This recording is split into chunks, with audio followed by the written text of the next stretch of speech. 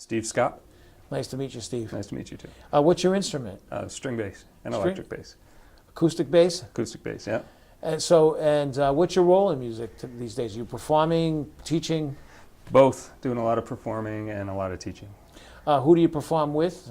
I perform a lot with a singer named Chrysanthi Pappas. I work with Linda Dagnello, some different singers around the area. Sometimes I do some theater stuff on the side as well. Mm-hmm. But And do you do anything else in addition to teaching. you yeah. teach? Where do you teach? I teach at Anna Maria College. I run their jazz ensemble. Oh, cool. And then I teach at Thayer Academy down in Braintree, and I run some jazz and rock ensembles there. Yeah. And then I have a private studio out of my house in Millis, where I do private bass lessons and ensembles. And is that where you currently live, in Millis? In Millis, yeah. And I Yeah. also teach for Foxborough, which Yeah. they have a great jazz program there. And where when you perform, where are you performing these days?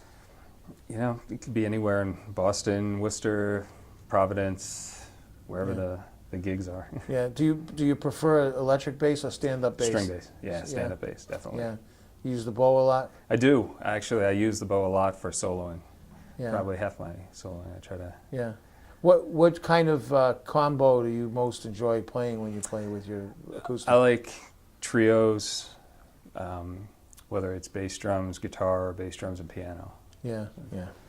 Gives you that space? Is that It why? does, yeah. Yeah, the Yeah. communication's there. Yeah. Who are some of your mentors? And you teach, so obviously you're a mentor to others, Yeah. but who is your mentor? When I first moved over to the Boston area, I studied with Bruce Gertz for a few years, and then Mark Henry. Actually, Mark Henry was a great teacher. I did a lot of classical with him, but then also a lot of jazz with upright bass. Mm-hmm. And then Charlie Banakis, of course. Oh yeah, you got the yeah. Yeah, I did about 2 years with Yeah. Charlie, and that was Yeah. phenomenal. Yeah. He was not only... What set him apart? Because so many people tell me I studied with John. You know, I learned a lot, not just about playing, but teaching. He was very relaxed. He made you feel like you were his only student. You know, he had a great sense of humor. He could play like anyone. You know, if you were doing a Herbie Hancock thing, he could sound like Herbie Hancock. But he always had that sense of humor. His ideas, he was sort of like a doctor, like the jazz doctor. He would listen to you play, and then he'd write you a prescription of this is what you need to do. Yeah. Is there anyone doing what he did? I mean, today? I think people are trying to follow his legacy and continue with it, but not that I know of. I mean, he had students from all over the world. Yeah, So. yeah. It's such a legend. Yeah, Yeah, and well deserved. yeah. So I take it do you have any particular influences, you know, from a listening point of view, who you like today to hear on bass? Or other instruments for that matter. Yeah, I listen to a lot of guitar players, guys like Osnoy, as well as, you know, some of the classic players. Bass players, you know, I was always a big Ray Brown fan. Niels Henning Oyster Pedersen, Scott LaFaro. Bill Evans was a huge influence on me, the whole trio. Yeah, it was. Me too. Do you write music too? I do, a little bit, yeah. Do you get to record or perform it? Yeah, I've done some trio sessions, some piano trios where we've recorded. I did a thing for a local cable television station in Dedham with a quartet. Was that Black House show?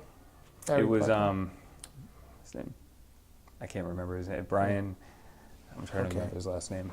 But it's okay. Public access is cool. Yeah, though. no, it was Gives great. everybody a So, chance. yeah, between that and it's getting stuff on YouTube. And Yeah. What do you advise up-and-coming students today if they're, you know, say they got show a little talent and the ability to play? What do you tell them? I tell them to do a lot of listening, but a lot of it is hard work.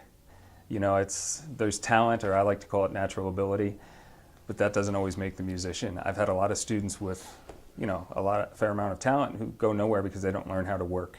And I see myself as someone who had, you know, somewhat had some ability, but I was always a hard worker. And I think that kind of got me where I am now. Yeah. Not that it's, you know, great, but I'm working. Right, yeah. So I think hard work and being well-rounded, you know, studying jazz, classical, rock, taking all of your influences and putting them together into your performances. And Yeah, that works. I started playing weddings, and I was exposed to everything. Yeah. And I appreciate that later on today. Yeah. Then I didn't like it. I was like, It can be in theater shows. Yeah. You know, you learn how to play a tango in a theater show, or you know, Right. something that, you know, someday somebody will call it on a gig and you get it. Yeah, right, exactly. How can we reach younger audiences today with jazz? It's a good question. It's a whole different ballgame now. I think getting out there, getting into colleges, trying to do concerts in colleges. Yeah. You know, I encourage all my students to get out there and listen Yeah. to players. You know, there's a lot of students who are interested out there. It's just getting them out of their Right. houses, away from their computer, and Yeah, get them to listen. Yeah. Well, thank you so much for spending time with us and sharing your story. oh, thanks a lot.